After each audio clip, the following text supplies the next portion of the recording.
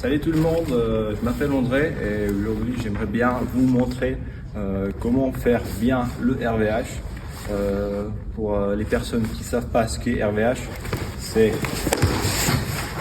ça au poteau et bien sûr l'inverse. C'est assez important, surtout quand le jeu est au coin ou par exemple quand il se rapproche derrière la cage.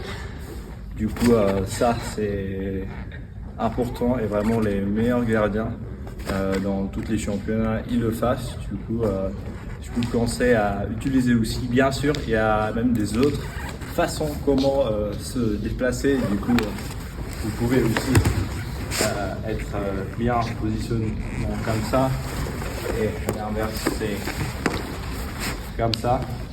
Et moi, je sais pas trop le faire parce que j'ai jamais utilisé. Mais pour moi, franchement, le RVH, c'est quelque chose de super. Et je vous conseille de le fasse et bien sûr, le fasse bien. Du coup, ça, c'est le RVH que moi, j'utilise. Comme vous pouvez voir sur la vidéo, j'espère que j'ai pas de trou ici ou là où je peux mettre mon casque. Après, tu as les types de RVH aussi, que les gardiens ils mettent comme ça la mitaine, mais en ce moment je vois pas ça trop souvent. Ils sont vraiment bien collés. Après, tu as aussi un type que quand quelqu'un il fait ça, par exemple, il est comme ça et comme ça il couvre bien tous les trous. Ce qui est important, c'est pas être avec les roues sur le poteau.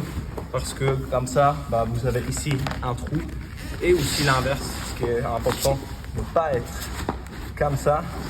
Parce que là, s'il y a des joueurs qui vont pousser, ils peuvent quand même passer le palais et ça va être but.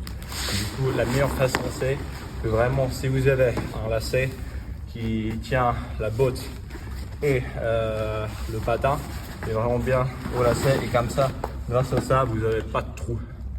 Du coup, après, la crosse, qui est importante quand par exemple il y a un jeu derrière la cage, elle peut éliminer quelques passes qui peuvent être après très dangereuses. Du coup, la crosse elle peut bien être utile ici comme ça. Pas mettre là parce que si vous mettez là, il peut être aussi une des possibilités que ça touche votre crosse et ça rentre dans le but. Du coup, mettre-la bien ici et comme ça, vous pouvez quand même arrêter quelques passes. Si vous êtes petit, n'hésitez pas aussi à mettre comme ça par exemple votre casque parce que si vous laissez un peu, vous pouvez avoir un petit trou et les meilleurs joueurs ils peuvent quand même marquer. Du coup, si vous êtes vraiment bien sous votre poteau, rien ne passera. Et l'autre côté, on a ça, c'est mon positionnement ou souvent aussi comme ça parce que si je suis là, je ne peux pas utiliser la crosse, mais comme j'ai la crosse par terre, je peux bloquer des passes, ce qui est pas mal. Après, il faut aussi faire gaffe parce que si vous scratchez trop et après il y a quelqu'un qui passe, c'est compliqué de revenir et se déplacer. Du coup, si vous êtes vraiment comme ça, bien collé, à mon avis, il n'y a rien qui peut passer. Du coup, ça c'est assez pas mal. Après, ouais, bien sûr, il y a des gardiens qui utilisent comme ça. Mais après, comme on roller hockey sur des petites cages, vous pouvez être comme ça et quand même vous couvrez assez les lucarnes. Du coup, surtout, n'oubliez pas être comme ça. Parce que sinon, il y a quand même possibilité que le palais il va rentrer et ni comme ça, comme l'autre côté, ça peut passer. Peut rester le palais, le joueur il pousse et malheureusement ça rentre. Du coup voilà, vraiment bien hop et là rien il passe. Et pour la fin, je vais vous montrer comment moi par exemple je l'utilise pendant les entraînements comme ça.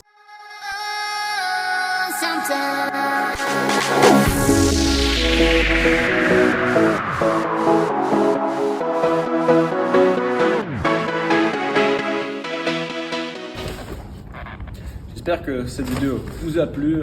Si oui, laissez-moi s'il vous plaît un petit pouce en haut et on se voit très vite.